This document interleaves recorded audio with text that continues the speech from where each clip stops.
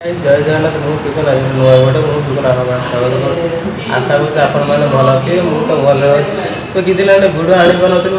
ସବୁବେଳେ ଭିଡ଼ିଓଟା କହୁଥାଏ କି ହୋଟେଲଟା ଓପନିଂ ଯାହା ବି ହେଇଯାଇଛି। ତ ତା ଭିତରେ ବ୍ୟସ୍ତ ଟାଇମ୍ରେ ଭିଡ଼ିଓ ବନେଇବାକୁ ଟାଇମ୍ ମିଳେ କି ବନେଇ ପାରେ ନା। ନୂଆ ହୋଟେଲ ଓପନିଂ ହେଇଛି ତ ବେପାର ଟିକେ ଥାଏ, ତ ସେଥିପାଇଁ କିଛି ଭିଡ଼ିଓ କିଛି ବନେଇ ପାରେ ନା। ତ ହୋଟେଲର କାମ ସବୁ ସରିଯାଇଛି। ଏବେ ମୁଁ ଆଜି ହୋଟେଲ ଅଛି, ଏଇନାକେ ସେକେଣ୍ଡ ସିଫ୍ଟ ଅଛି। ମୁଁ ଏପଟେ ଅଛି, ଆଜି କେହି ନାହାନ୍ତି।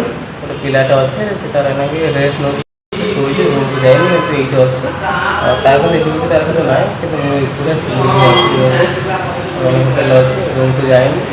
ଯାଇକି ଡ୍ୟୁଟି ସାରିକି ଯାଇକି ରାତି 10ଟା 11ଟା ଯାଇକି ରୁମକୁ ଯିବାର ଅଛି। କିଚେନଟା ଭିଡ଼ିଓ ଗୋଟେ ଦେଖିଦେଇଛି, କେମିତି ହେଇଛି କିଚେନଟା। ଆମ କିଚେନଟା ଦେଖ ଗାଇସ୍, କିଚେନଟା କେଉଁ ଟାଇପ୍ର ହେଇଛି। ସବୁବେଳେ କହେ କିଚେନ କିଚେନ, ତ ସେପଟେ ଅଛି ତନ୍ଦୁରୀ, ଏପଟେ ଚାଏ, ଏପଟେ ଆମର ଚାଇନିଜ ଫାଇନିଜ ଅର୍ଡ଼ର, ଆଉ ଏପଟେ ଇଣ୍ଡିଆନ୍ ଫିଣ୍ଡିଆନ୍ ଏମିତି ଏଇ ଟାଇପ୍ର ଟିକେ ସିଷ୍ଟମେଟିକ୍ ଅଛି।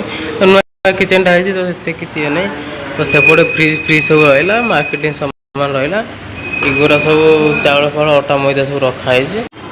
ଆଉ ଏପଟେ ଗଲା ପାର୍ସଲ ଟେବୁଲଟା। ଆଉ ସେପଟେ ସେ କ୍ୟୁଟ୍ ସବୁ ଆଉଛି, ମେସିନ୍ କ୍ୟୁଟ୍ ଆଉଛି।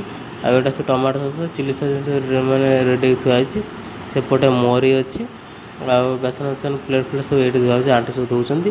ଆଉ ସେପଟ ସାଇଡ଼୍ରେ ବାଥରୁମ୍ ଅଛି, ଷ୍ଟାଫ୍ମାନଙ୍କ ପାଇଁ ଖାଲି ବାଥରୁମ୍ ସେପଟ ସାଇଡ଼୍ରେ ଅଛି। ଆଉ କ'ଣ କହିବି ଗାଇସ୍, ଏମିତି ପୁରା ପ୍ରୋବ୍ଲେମ୍ ହେଇଛି, ଏମିତି ପୁରା ହେଇଗଲାଣି। କ'ଣ କରିବି, ମୁଣ୍ଡ କିଛି କାମ କରୁନି। ଯେଉଁମାନେ ଜାଣିଛୁ ତ ନିଶ୍ଚିନ୍ତ କମେଣ୍ଟ କରିବ ନିଶ୍ଚିନ୍ତ। ଆଉ ଆଜିର ଭିଡ଼ିଓଟା ତ ଖାସ୍ ଲାଗୁଛି ନ ଲାଗୁଛି ମୁଁ ତ ଜାଣିନି। ଆଉ ଏମିତି ଚାଲିଛି। ଆଉ ଯଦି ଭିଡ଼ିଓଟା ଭଲ ଲାଗିଲେ ତ ନିଶ୍ଚିନ୍ତ ଲାଇକ୍ ଆଣ୍ଡ ସବସ୍କ୍ରାଇବ୍ କରିଦେବେ। ଆଉ ସେଇଟା ମୁଁ ରହୁଛି, ଟାଟା ବାଏ ବାଏ, ଜୟ ଜଗନ୍ନାଥ।